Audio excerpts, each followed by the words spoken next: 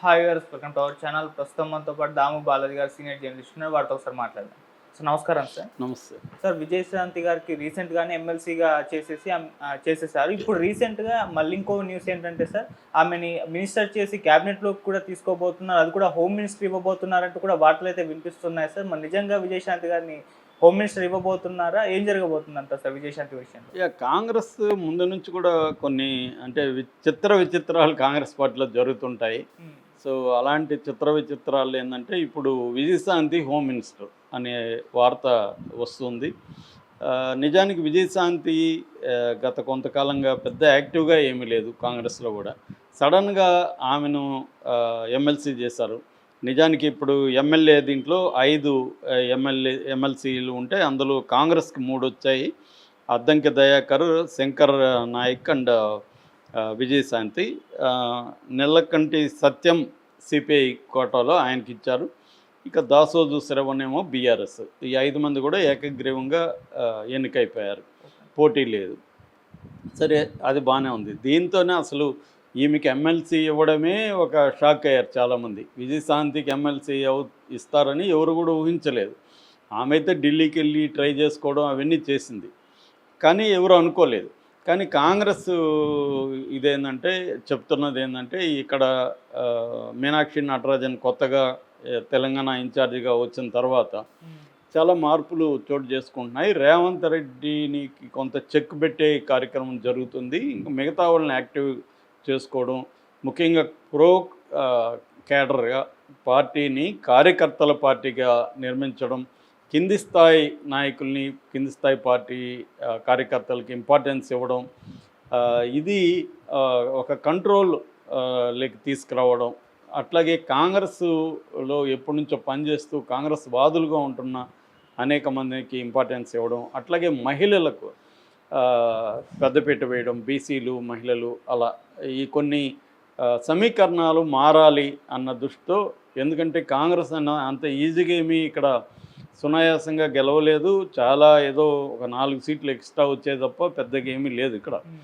So రెండోది, MP దీంట్లో బీజేపీతో ఈక్వల్గా వచ్చింది తప్ప బీజేపీని డామినేట్ చేసేమీ పెంచుకోలేదు. సో కాంగ్రెస్కి ఏంటంటే ఇటు బీఆర్ఎస్తో థ్రెట్ ఉంది, ఇటు బీజేపీతో కూడా థ్రెట్ ఉంది. ఇక్కడ ఏంటంటే 3 ముక్కలాట, డబుల్ ఇది కాదు, ఇద్దరే లేరు. కాబట్టి కాంగ్రెస్ చాలా ఒళ్ళు దగ్గర పెట్టుకొని పనిచేయాల్సిన అవసరం ఉంటుంది. ఎందుకంటే గత 10 ఏళ్లలో బీఆర్ఎస్కి వచ్చిన వ్యతిరేక ఓటు, అంటే నెగిటివ్ ఓటు వల్లే కాంగ్రెస్ వచ్చింది తప్ప కాంగ్రెస్కి పాజిటివ్ ఓటు అనేది చాలా తక్కువ. దాన్ని పెంచుకోవడంలో కూడా రేవంత్ రెడ్డి ప్రభుత్వం విఫలమైందనే వార్తలే బలంగా వస్తున్నాయి. అంటే రేవంత్ రెడ్డి ఒక కాంగ్రెస్ ముఖ్యమంత్రిగా కాకుండా ఒక రీజనల్ పార్టీ నాయకుల్లా వ్యవహరిస్తున్నాడు అనేది మనకు అందరికి అనిపిస్తుంది. ఇప్పుడు రీసెంట్గా రేవతి, తన్వి యాదవ్ అనే ఇద్దరు మహిళా జర్నలిస్టులని అతి దారుణంగా వాళ్ళ మీద 311 సెక్షన్ పెట్టి క్రిమినల్ ఆర్గనైజ్డ్ క్రిమినల్ సిండికేట్లో ఉన్నారని చెప్పి వాళ్ళని కేసు పెట్టడం కూడా దీని కింద. కాంగ్రెస్ కల్చరు, నిజానికి కాంగ్రెస్ పార్టీ బీజేపీలు దేశవ్యాప్తంగా జర్నలిస్టులను ఎలా వేధిస్తుందో రాహుల్ గాంధీ అనేకసార్లు మాట్లాడుతున్నాడు. కానీ తన సొంత రాష్ట్రంలోకి వచ్చేసరికి ఇదే జరుగుతుంది.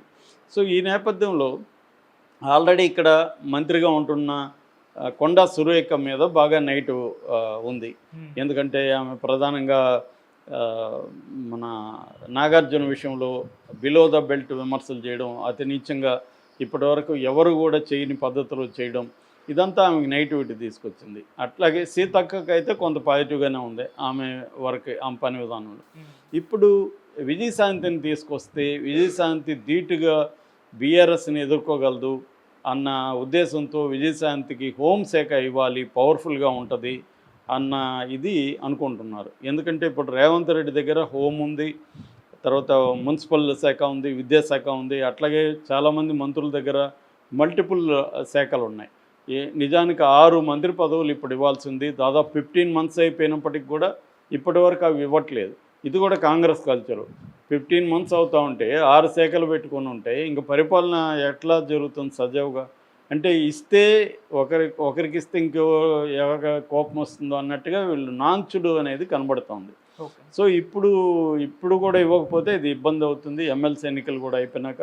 సో ఈ యాంగిల్లో విజయశాంతికి హోమ్ ఇస్తే పర్ఫెక్ట్గా ఉంటుంది. ఎందుకంటే గతంలో కూడా ఫస్ట్ హోంశాఖ మహిళలకు ఇచ్చింది కాంగ్రెస్ పార్టీని, రాజశేఖర రెడ్డి ఉన్నప్పుడు ఇచ్చారు. సో అలాగే ఆ తర్వాత అదే ఆచారం అందరూ జగన్ ఫాలో అయ్యాడు. ఇప్పుడు చంద్రబాబు కూడా అక్కడ అనితను హోమ్ మినిస్టర్గా పెట్టాడు. సో అలాగే ఇక్కడ ఇప్పుడు కూడా హోంశాఖని విజయశాంతికి ఇస్తే బాగుంటుందని అనుకుంటున్నట్టుగా వార్తలు వస్తున్నాయి. ఇది ఇంకా కన్ఫర్మ్ అయితే కాలేదు. ఇప్పుడు రేవంత్ రెడ్డి కూడా ఢిల్లీకి వెళ్ళాడు. సో ఏం జరుగుతుందనేది చూడాలి. అయితే విజయశాంతి ఇది చూసుకున్నప్పుడు మనకి ఆమెకి ఇప్పుడు 58 ఏళ్ళు, దాదాపు 40 ఏళ్ళుగా ఆమె సినిమా ఇండస్ట్రీలో ఎక్స్పీరియన్స్ ఉంది ఆమెకి. 1981లో కల్లుక్కుల్లియరం అంటే రాయిలో తేమ, రాతిలో తేమ అనే తమిళ సినిమాలో ఆమె ఆరంగేట్రం చేసింది. దాని తర్వాత ప్రతిఘటనతో ఆమె పెద్ద బ్రేక్ వచ్చింది. అక్కడ నుంచి మనం లేడీ సూపర్ స్టార్ అనేది ఇండియాలో ఈమెకే వచ్చింది. లేడీ అమితాబ్ బచ్చన్ అని కానీ, లేడీ సూపర్ స్టార్ కానీ, కర్తవ్యం లాంటి సినిమాలతో విజయశాంతి ఏ స్థాయిలోకి వెళ్ళిందో మనం చూసాం. ఆ తర్వాత ఆమె 98లో రాజకీయాల్లోకి వచ్చింది. 98లో బీజేపీలో చేరింది. అప్పుడు బీజేపీ తరఫున ఇది చేసింది, జయలలిత తరఫున తర్వాత క్యాంపెయిన్ చేసింది. 98 నుంచి 2005 వరకు అంటే 7 ఏళ్ల పాటు బీజేపీలో ఉండింది. ఆ తర్వాత 2005లో తల్లి కాంగ్రెస్ పార్టీ అని మళ్ళీ ఒక పార్టీ పెట్టింది ఈమె. సో అక్కడి నుంచి 2009 వరకు 4 ఏళ్ళు పార్టీని నడిపింది.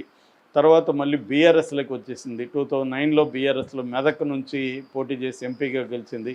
అప్పుడు కేసీఆర్ ఈమె అన్నా చెల్లెల్లాగా ఒక డ్రామా చేసేవాళ్ళు. సో ఆయన నా చెల్లంటే ఈయన అన్న అని ఇలా నడిచింది కొద్ది రోజులు. దాని తర్వాత 2009లో నుంచి ఆమె 5 ఇయర్స్ ఉండింది. 2014 వరకు. మళ్ళీ 2014లో కాంగ్రెస్ పార్టీలో చేరింది. 2020 వరకు ఉండింది. మళ్ళీ 2020లో మళ్ళీ బీజేపీలోకి వచ్చింది. మళ్ళీ ఒక 3 ఏళ్ళు ఉండింది అక్కడ 23 వరకు. మళ్ళీ 23లో కాంగ్రెస్లోకి వచ్చింది. అంటే ఆమె ఎన్ని పార్టీలు మారిందో చూడొచ్చు. బీజేపీ ఉంది, బీజేపీ నుంచి మళ్ళీ తల్లి కాంగ్రెస్, మళ్ళీ తల్లి కాంగ్రెస్ నుంచి బీఆర్ఎస్ నుంచి మళ్ళీ కాంగ్రెస్ నుంచి మళ్ళీ బీజేపీ నుంచి మళ్ళీ కాంగ్రెస్. ఇలా ఆమె ఒక్క స్టాండర్డ్గా ఒక దగ్గర ఉండడం అనేది మనం చూడట్లేదు. సో ఇప్పుడు మళ్ళీ ఆమె కాంగ్రెస్లో యాక్టివ్ అయిపోయింది.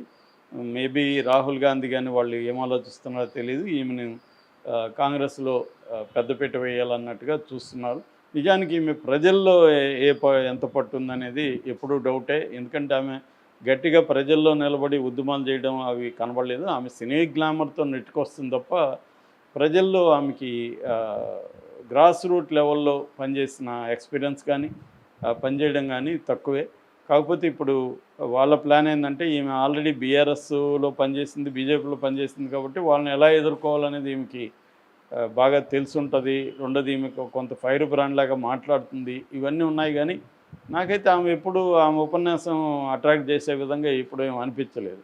నిజానికి సినిమాలో ఆమె హీరోయిన్గా చాలామంది ఇష్టపడేవాళ్ళు కూడా రాజకీయంగా, ఎందుకంటే ఆమె వాయిస్ డబ్బింగ్ సినిమాల్లో ఆమె వాయిస్ ఎప్పుడు సూట్ కాదు. ఆమె వాయిస్ డబ్బింగ్ కాబట్టి అది పవర్ఫుల్గా అనిపిస్తుంది.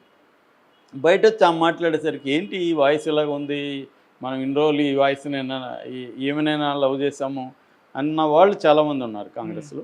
ఏదేమైనా ఈమె రోల్ ఎలా ఉంటుంది, మన రేవంత్ రెడ్డికి ఒక చెక్ పెట్టే విధంగా వ్యవహరిస్తూ ఉందా అధిష్టానం అన్న ఇదైతే వస్తుంది. ఎందుకంటే దాదాపు 40 సార్లు ఆయన ఢిల్లీ వెళ్ళినా ఈ మధ్యకాలంలో రాహుల్ గాంధీతో ఈయన ఫోటోలు రాలేదు, రాహుల్ గాంధీ అపాయింట్మెంట్ ఇవ్వలేదని విమర్శలు వస్తున్నాయి.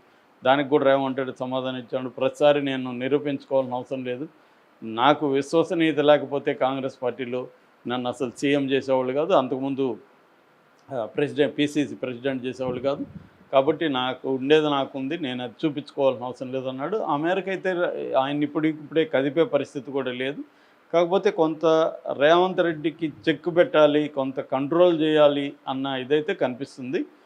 ఎందుకంటే ఆయన విపరీతంగా రెచ్చిపోయి మాట్లాడడం, సొంత ఒక రీజనల్ పార్టీ నాయకులాగా వ్యవహరించడం, ఇవన్నీ కాంగ్రెస్ పార్టీలో మామూలుగా జరగవు. ఆ మేరకి రేవంత్ రెడ్డి